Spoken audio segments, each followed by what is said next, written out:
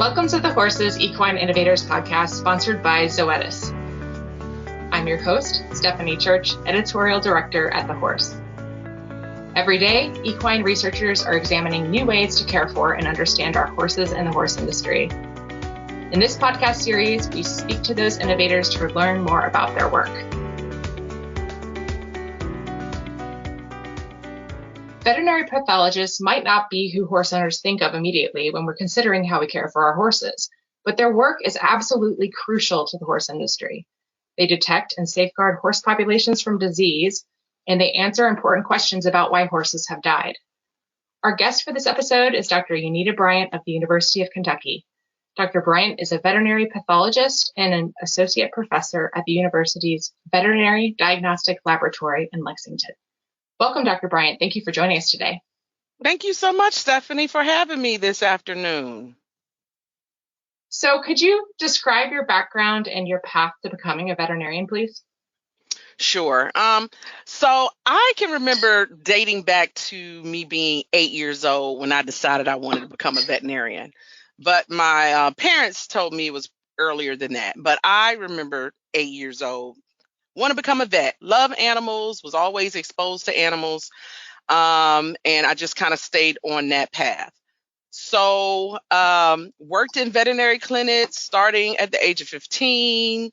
Luckily, my first veterinary employer actually paid for my rabies vaccination. So I worked for several different clinics within my high school years. And when I decided to go to vet school, of course, I didn't come back home very often, but I would come back and I would go back and work for those veterinary clinics. So I would work at 8 to 5 and leave that clinic and go to the emergency clinic and work overnight. So got a lot of exposure to different things. They allowed me to do some non-invasive procedures, because they knew what I was going into doing and so forth. And I was in the active mode of veterinary school and so forth. But the second year of veterinary school, that's when we were exposed to pathology. Our pathology courses, the second year of vet school, and it completely changed my whole decision on becoming a small animal clinician. I wanted to have my own clinic and get to see all the puppies and the kittens and smell all the puppy breath and solve all the diarrhea issues, itchy skin. But when I started taking my pathology courses in second year vet school, I knew that's what I wanted to do. So as far as background, I actually did my undergraduate studies at Virginia State University in Petersburg, Virginia, where I received my bachelor's of science degree in animal science with a concentration in pre-veterinary medicine. And I picked that up in 1998. And when I left there, I went straight down to Tuskegee, Alabama, College of Veterinary Medicine, where I picked up my doctorate of veterinary medicine degree, which is in Tuskegee, Alabama. And like I said, before actually going to veterinary school, I had all intentions on becoming a small animal vet. But that second year of vet school, pathology just changed my life. And I'm trying to think. I met a few seasoned pathologists from the University of Kentucky at a regional pathology conference in Tifton, Georgia. And they were actually looking for a resident at this lab, University of Kentucky. It used to be Livestock Disease Diagnostic Center back then. Yes. It was LDDC when I first started here. And they were looking for a resident. Literally a month after graduating from vet school, I got a call to come and interview, and I have been here ever since. So I've been here since 2002, started off as a resident, did my training here. They hired me on as an assistant professor, and here I am now, tenured associate professor, happy in all the realms of what I do. That's amazing. Thank you. That's quite a journey you had there. So for those who might be unfamiliar with the Veterinary Diagnostic Lab, could you describe what you and your colleagues do there and why?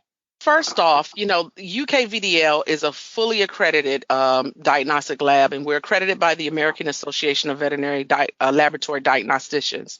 So our mission here is to develop and apply state-of-the-art diagnostic methodology to improve animal health and marketability, to protect the public health, and to assist in the preservation of human-animal bond through the principles of One Health. So when you think of a laboratory, diagnostic laboratory, you may think of just a few things that are done within this laboratory, but we have several sections within our lab. So we have clinical pathology, molecular biology, serology, virology, toxicology, necropsy, of course, pathology. So we have several individual labs within our labs. Okay, so everyone has a role. And each section is very busy doing various things. Not only do we receive deceased animals, but we also receive small pieces of animals from live animals. Okay, so if an animal has a tumor that was surgically removed from, from a cat or a dog or a horse at a clinic, then that veterinarian will submit that to the diagnostic lab for examination from the pathologist. And so we have to read those out too. So we have to do necropsies, biopsies, and cytologies.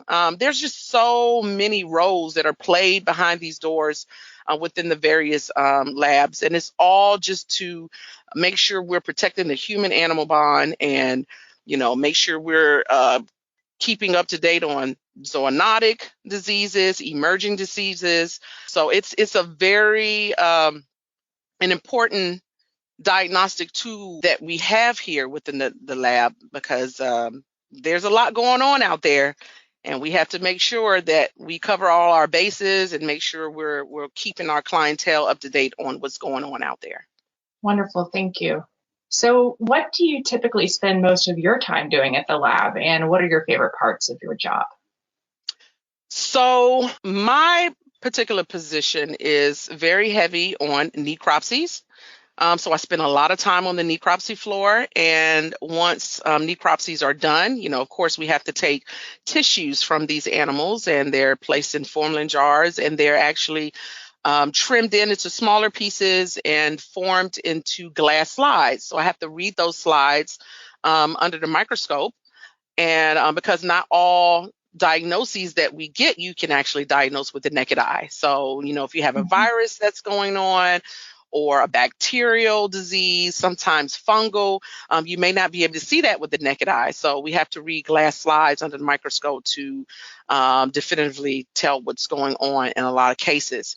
So that is where the bulk of my time is spent.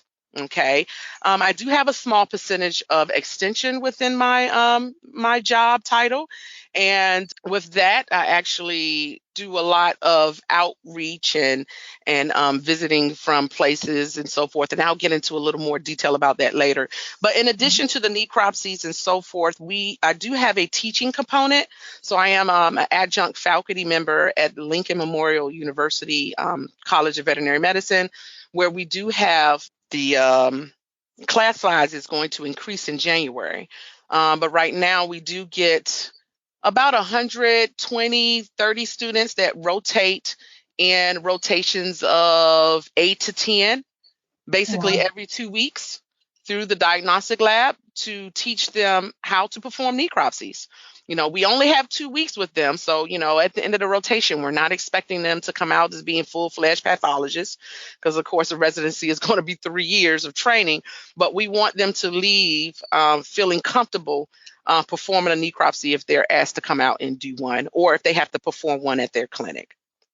So diagnostic, necropsies, biopsy, cytologies, and also the teaching component with Lincoln Memorial University.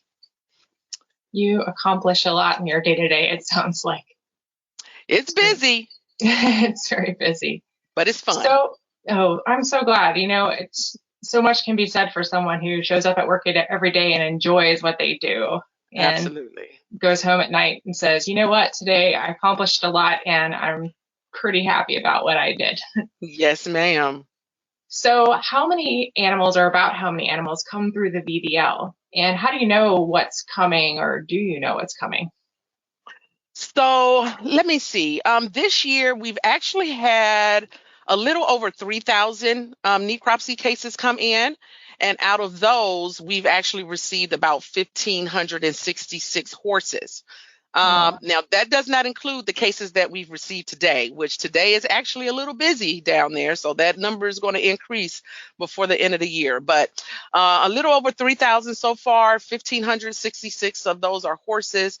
And compared to our horse count in 2000, that's just about a little less than 300, less than what we had in 2000. Now, I don't know why that number dropped, but clients might be a little more conscientious or conservative about what they're submitting.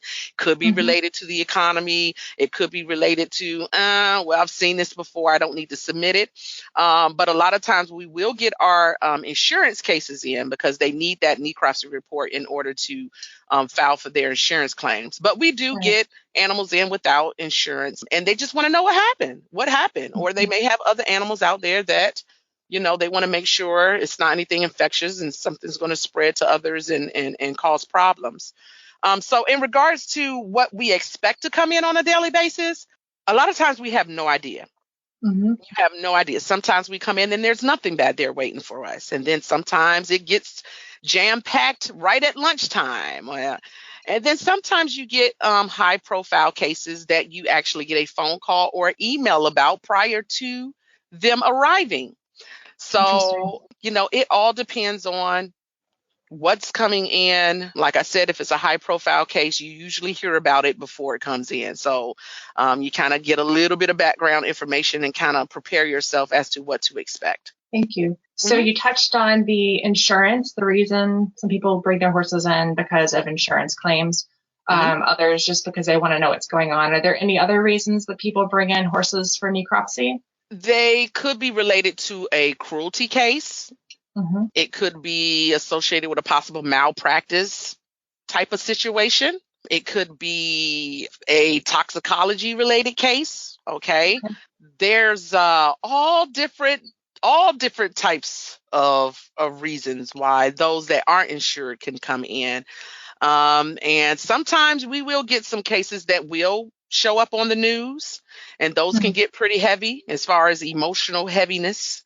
I never want to hear or see anything about anyone doing anything wrong or malicious to an animal at all, because it just doesn't make any sense as to why folks want to do stuff like that to helpless animals. But the one thing about those types of cases, those abuse cases or just malicious cases are, sometimes you do get to get individuals off the street that are doing terrible things to animals, because a lot of times they do start with the animals and they progress to humans. So that's the only really positive thing that I can think comes out of those types of cases. But when they do come in, it can get pretty heavy on the floor. Yeah, I'll bet.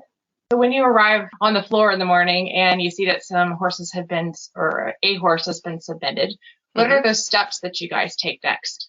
So the first thing is, we grab the history, we read through the history, and just kind of getting your mindset, come up with some potential differentials. What are you going to expect to see on the necropsy floor before you even touch the animal? Then you want to do a really good look over of the animal, all overall, gross examination, any external injuries, any abnormal liquids coming from anywhere, looking at the mucous membranes or ocular membranes, seeing whether they're pale or dark red to purple.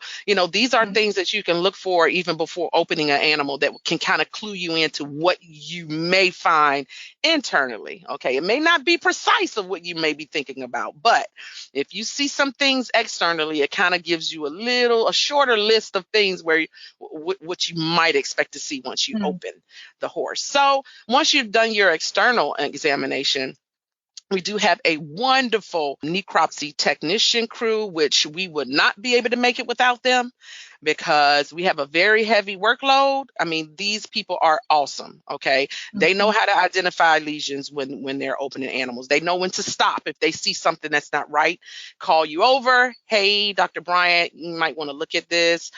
So they are trained to the point where they know what they're doing. They've been doing quite a few of them down there have been doing it as long as I have. Oh, wow. So without them, we as pathologists would be struggling trying to do all of those animals by ourselves. Okay.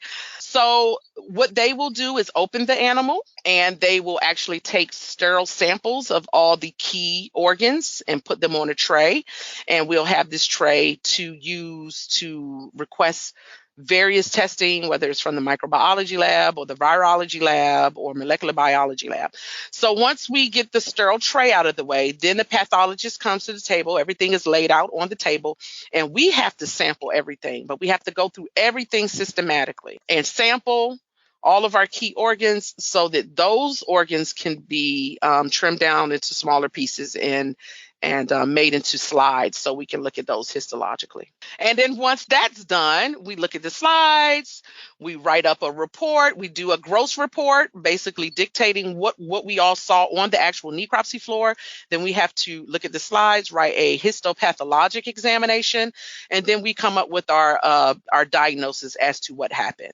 Unfortunately, some cases are not as clear-cut as others, and they need some further testing. Whether it's toxicology testing, a lot of the tests that we can do in-house, but there's some tests that we have to actually send out to contract labs to perform. So it's a pretty thorough process, but it is certainly worth trying to figure out exactly what happened to any particular animal. Indeed. So I'm curious about the toxicology cases. Which tissues would you send off, or samples would you send off to those other labs? So it will vary based on what you're wanting to look for. But our standard toxicology specimens would be brain, blood. You take ocular fluid, aqueous and vitreous fluid, urine, liver, kidney, stomach contents, of course. Sometimes we have to take intestinal contents if there's nothing in the stomach. Sometimes you have to take hair. It will vary depending on what test you're looking for, what test you're intending to run. So if I have a potential tox case, I pretty much take everything, and then it's submitted to the toxicology lab, and they actually freeze it back. And what our in-house veterinary toxicologist, Dr. Megan Romano, what she will do is wait for the pathologist to review the slides, to determine what histopathologic alterations we're seeing in the tissues.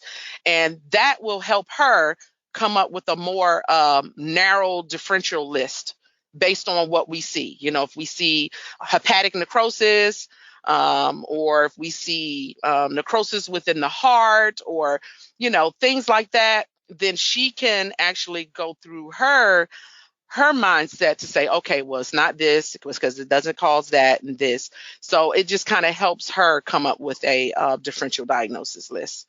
And then we start from there, because toxicology testing is very expensive. And if we tried to test for everything without knowing exactly what lesions are there, that could be a little overwhelming. Very, very expensive. So I'm imagining that when you guys are conducting these necropsies, you're probably outfitted in a bunch of gear. Is it pretty standard? Okay. Yeah. So it's everything from masks to booties to everything? To face shields, gloves, boots. Now there's a couple of us. There's a couple of pathologists that go the extra measures and put on a vinyl apron. And I am one of those. But a lot of our necropsy crew, I mean, they are perfectionists, and they can open up horses and cows and all types of animals with no vinyl apron on, and can leave the end of the day with not a spot of blood on their coveralls. I don't know how they do it. I have to have a vinyl apron on, or else I am going to be soaked through with all types of liquids. And that is not what I desire. So, yes, we do have plenty of PPE down there to protect us from any given pathogen. Yes, we don't need to be walking home with some salmonella on us. Right? Absolutely. And we do have showers here. So, you know, even if we do get something to soak in, we can get a good old rinse off before we leave work. That's wonderful. Yes. Over the past 20 years, what are some of the discoveries at VDL that you found memorable, interesting, or surprising? So I actually started here in 2002. And so I had just missed the big MRLS scare. Okay. which I was really wiping my brow about that because I have heard horror stories. I have seen photos of what the coolers looked like when all those babies came in. It was just a very drastic situation, a very, very huge loss for Kentucky. So I actually came in right after MRLS, but it was still continuing. The research and everything was still going on when I first got here. So I would have to say MRLS is a very memorable disease process that we tackled within the last 20 years. As far as some of the things that we have come up with, we've had rapid advancement of technology, especially with our genetic-based testing. We do have a new metagenomics lab down in our basement that we've just pretty much started up not too long ago, where, being able to find the new rotavirus through that laboratory. And of course, we have the continued research on nocardiaform placentitis and contracted foal syndrome.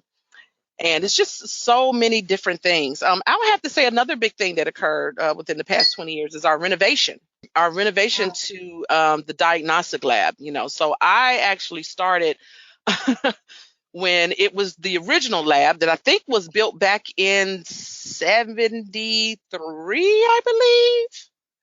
I think it was 73. And I want to remember, I think we might have received like $28 million to renovate this laboratory. So if folks thought that the lab was confusing when it was smaller, you should come and take a visit now. It's absolutely beautiful. I mean, we got a beautiful new necropsy suite. Our new playroom down there, it is awesome compared to what we had. I mean, our caseload is just way too big to be able to function out of. I mean, we did it back in the day. We did. Mm-hmm. But I can't even imagine, like, before I even came here as a resident, they had an even smaller necropsy room. Oh, wow. With one big table and one small rollaway table. And now we have like 4 big hydraulic tables and several, smaller rollaway tables. I don't know how the pathologists were doing what they do out of the conditions that we were in back then, but they got it done. And the caseload was even heavier back then. Wow. Because they didn't charge necropsy fees when I first got here. Oh, gosh. Okay. Necropsies and related testing was free, but disposals cost $25. Right. Okay. Right. All right. So it's like, okay. So we got a lot of rotten animals that would come in. Like, who's going to pay $25 for a disposal when you could get a free necropsy and related testing for free, right? I'm glad they've renovated that program, huh? Exactly. So yes, now we definitely see more quality cases come in. Of course, we do still see some rotten cases come in, but we definitely see more quality cases because you have to be strategic in what you're going to decide to submit because you're going to pay now. So, Indeed. So yeah, it's amazing how far we've come from 20 years ago. And I just want to mention for the people who maybe aren't initiated, MRLS was male reproductive loss syndrome, which appeared first, I think, in May of 2001. 2001, yep. 2001, That's and right. Caused late-term abortions and early fetal losses, I believe. Yep. And I will just, in the show notes, I'll be sure I'll link to some of that information so people can read a little bit about MRLS and learn about that, since we don't have enough time to talk about it today. Yes. So what diseases and conditions are you primarily interested in finding in horses? Well, there's so many things that can occur in horses. So I do have a few favorites. I know when I first started as a resident, I came across a couple of cases of equine abortion that was caused by mycobacterium. Very interesting lesions. Mycobacterium is a bug that's beautiful when you put special stains on anyway. They come out to be like this magenta or this purplish color. The bacilli are just beautiful when you stain them. And so this is a very uncommon bacterial cause of abortion in horses. And we saw a few cases during my times as a resident. Don't see much of that at all, but it's pretty exciting to see it when it does come through. So I'll have to put that on my list. And I do love a good Tisser's case. Tisser's disease in horses. Have very beautiful, classic lesions on the floor. A lot of times, you can almost just diagnose those from reading the history. Okay, that's one of those cases you read the history. A lot of them are, just found dead in the field, acutely, just, no premonitory signs. But we do get some that have really, really good clinical histories, and the veterinary will submit it in, and they're suspicious of Tisser's disease. So that's a lovely one I like to see grossly and histologically. And everyone loves a good Rhodococcus equi abscess. I mean, I don't know Oh, who. yeah? Yeah, absolutely. Yeah, you don't think so? Okay. I What is that, like a lung abscess, or where is that? Oh, it can be. It can be lung. It could be abdominal. I had a really beautiful case, like maybe no, was it 2 weeks ago? It might have been a couple of weeks ago, where this foal had a humongous swollen stifle joint. Oh, I wow. mean, so swollen. I mean, as soon as you incise it, I mean, just so much goodness just came just spewing out. And it ended up being a really nasty osteomyelitis. And I mean, so bad that it actually had a little piece of bone that just kind of plopped out of the bone. So it was pretty nasty. I don't know how that baby was walking. It was three-legged lame. But I still don't know how that poor thing was making it around. So herpes viral abortions is another one of my favorite ones. I know it's not a favorite for the clinicians or those that own horses. They have really beautiful classic lesions on the floor, and they match up with the histologic lesions. And of course, nocordiform placentitis cases. And I would have to add neonatal and fetal neoplasia. After seeing equine fetuses come in with metastatic cancer, yeah, it does not surprise me at all to see any animal young at any age having some type of neoplasia, because if we see it in aborted fetuses, we can see it in anything. That's really interesting. Now, yeah, Tisser's disease, can you remind me what that is caused by and what the signs are? So basically, Tisser's disease is caused by Clostridium piliforme. It's an anaerobic bacteria that basically it causes a multifocal necrotizing hepatitis. So these foals will come in with a liver 2 to 3 times the normal size. So they're really, really swollen. Like as soon as you open up the abdomen, the liver is basically trying to jump out of the abdomen. And it's swollen, pale, it's mottled, kind of red tan, have these modeling areas of necrosis and hemorrhage. And so when you look at these slides under the microscope, you'll actually see the areas of hepatic necrosis or liver necrosis. And if you look really, really hard without putting stains on it, you can actually see those little bacilli within the hepatocytes, within the areas of necrosis or around the periphery of the areas of necrosis. And if you look hard, and if you want to you don't want to take the time to look really, really hard, you can ask for a special stain. It's a silver stain. And you can put that on the liver, and it actually shows you the bacilli, and they're kind of stacked on each other within the cells, like that old game Pickup Sticks. Oh, yeah. Yes. So whoever's listening to this podcast, look up Pickup Sticks and then look up Tisser's disease and Steiner or Warthin-Starr stain, and you will be able to connect those two. You will never forget what Tisser's disease looked like histologically. It's beautiful. Lots of visual images to help people remember things for sure in your field. Yeah. Yes, you have to as a pathologist. We are very visual people. So you talked about the rhodococcus and the stifle, but what are some other unusual findings that you have seen during a necropsy or tissue examination? So I have seen quite a few, but if we're going to focus on the horse, I can tell you 2 very memorable cases for me. One was a horse that was struck by lightning.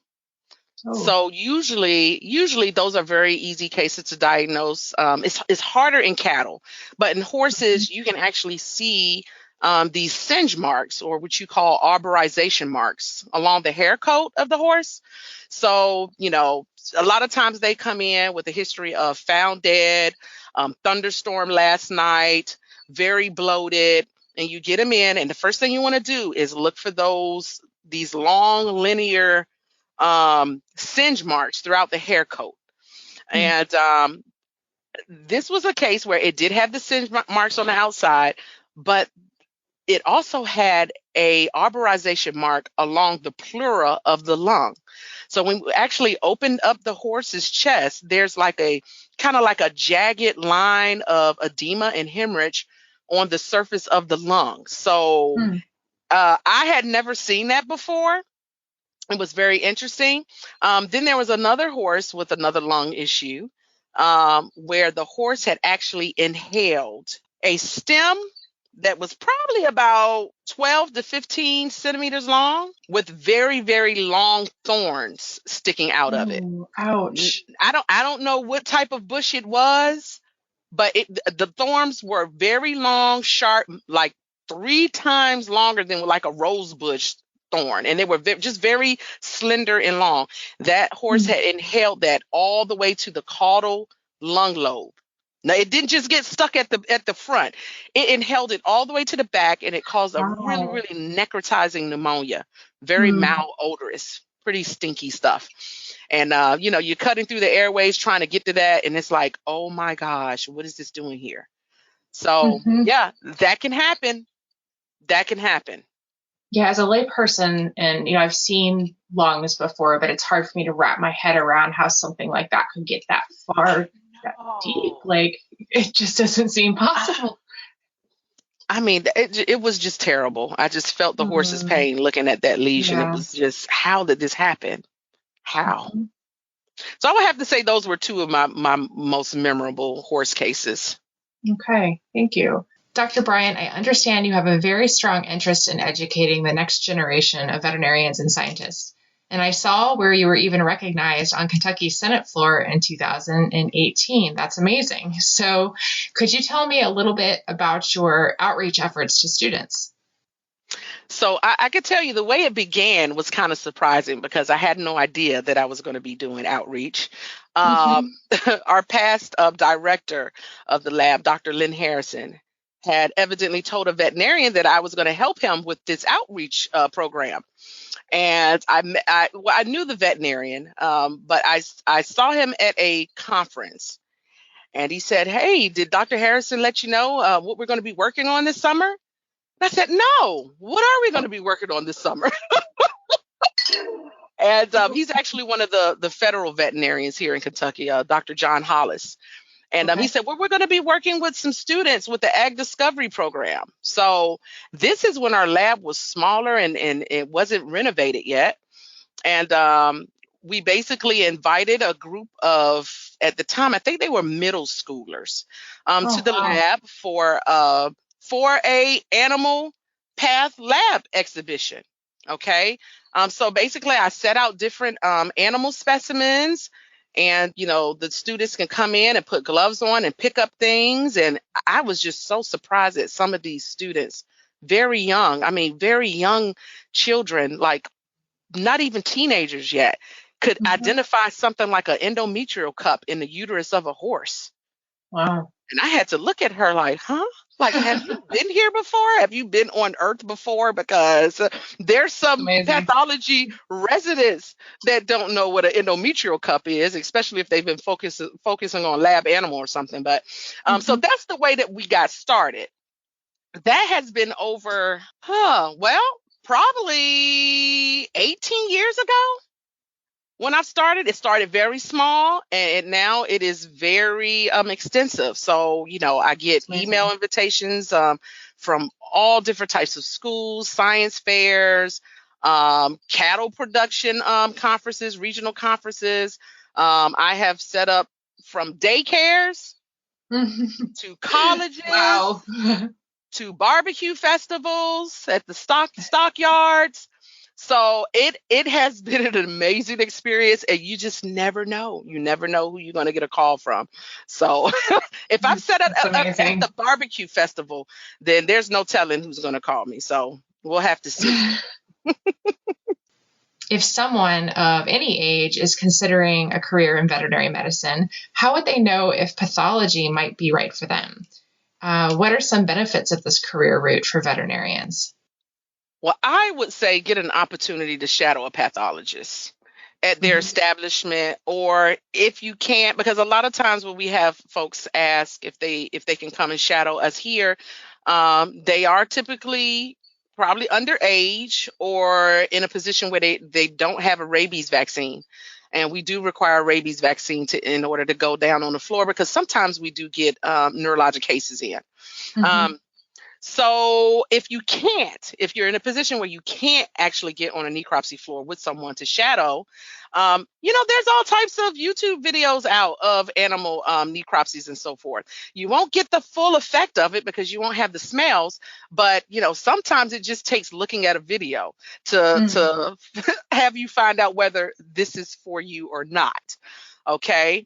And as far as benefits, as far as this career, I tell you, pathologists typically work an 8 to 5. Okay. When you think about a veterinarian, lots of veterinarians are on call. They get calls at 3, 4 o'clock in the morning. Can you come pull this calf? I got a dystocia, or, just something very serious and need to get to it quick. Pathologists don't have that issue, right? Yeah. What's done is done.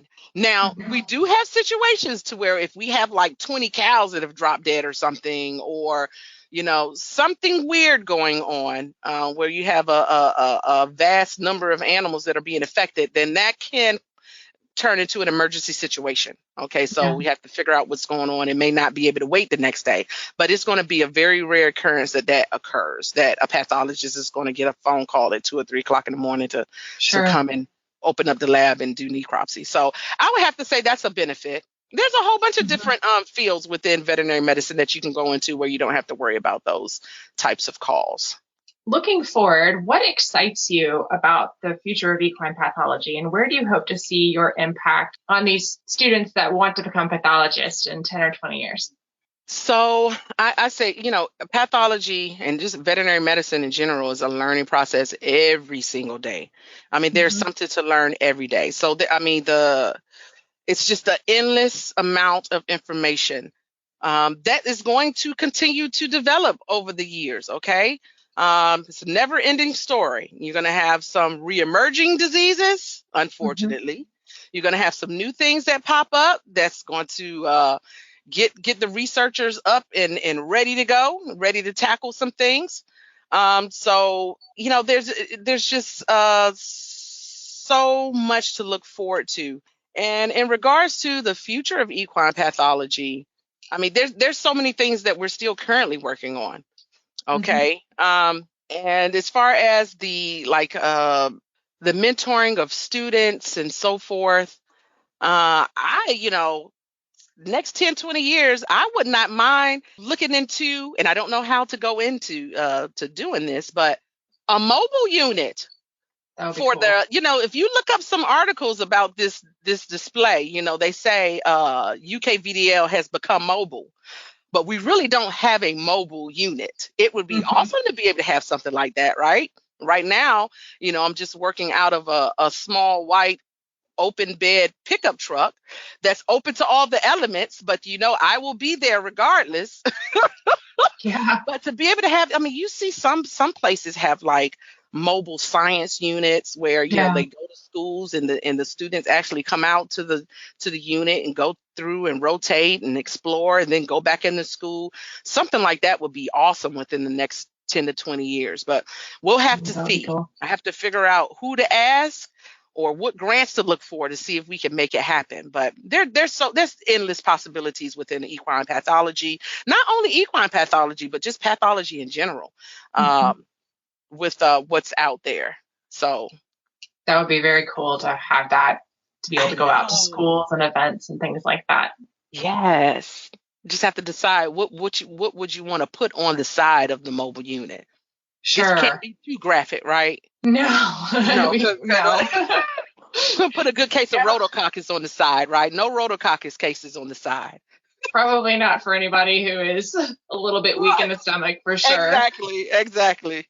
And I can remember a few years ago, I was driving down the interstate and I caught some motion to my left, and I looked, and there was a vehicle passing me hauling a trailer that had an aquarium in it with fish. And you could see the fish swimming around, and it was some kind of like Division of Forestry or Fish and Wildlife. And it was an educational unit. And it was just so exciting to see these fish going down the interstate. I would have loved to have seen that. Yeah. I mean, your samples are a little less mobile, but equally interesting, you know? Right, exactly. So, and we do need to keep this field filling with veterinarians and pathologists. So that'll be great. Yeah. So I want to see, is there anything else you'd like to add to what we've covered today, Dr. Bryant? Well, I would say this, and this would go to anyone of any age. Anyone still trying to figure out what they want to do as a career, or currently stuck in a career that they're absolutely miserable in, is, just reflect on what your interests are, what your passions are, and pick something that you love and you have a passion for, because you're going to have to get up every morning and go to that job, and life is way too short to be stuck in something that you're absolutely miserable in. Now, I tell the students that I talk to that are still going through school, and they may not be sure what they want to do, or they're going to make a decision based on money. Mm-hmm. Because, young kids, that's what it's all about. How many dollars can I get in my pocket? Right? So I have to urge them, yes, money is important because you have to take care of yourself. And when you get old enough, if you have a family, you're going to have to take care of them. But make sure you pick something that you love to do, not just based on what your paycheck is going to say, but what you love and have a passion to do. Because you want to be able to love getting up every morning and going into a job that you absolutely love. So I think that is extremely important. And it saddens me to talk to friends and colleagues that may not be happy in their current position. And it is never too late. Never too late. You may think it's too late, but it's never too late to change what you're doing and pursue something else that you love. That's amazing advice. Thank you. Mm-hmm. Thank you. So where can listeners learn more about your work? So you can learn more about my work in addition to all the work that's being done at the University of Kentucky Veterinary Diagnostic Lab at vdl.uky.edu. All of our services are posted on there. Anything that you need to know is going to be offered on our website. If you want to check out our faculty and staff, we're on there as well. Yeah, just come check us out. Thank you so much, Dr. Bryant, for sharing your time and expertise with us today. Thank you, Stephanie. It has been such a pleasure. I have had a ball with you today, and I hope your listeners can find something to pull out of this podcast today to marinate on. Marinate on, or if you're not interested in this career, it's okay. Just know that the UK VDL is here to serve you. If you have, some specimens or anything that you need performed, bring it on through. We are here. Or if you have a class that she needs to speak to about these things. That's right. You know where to find me. I also want to thank our sponsor, Zoetis.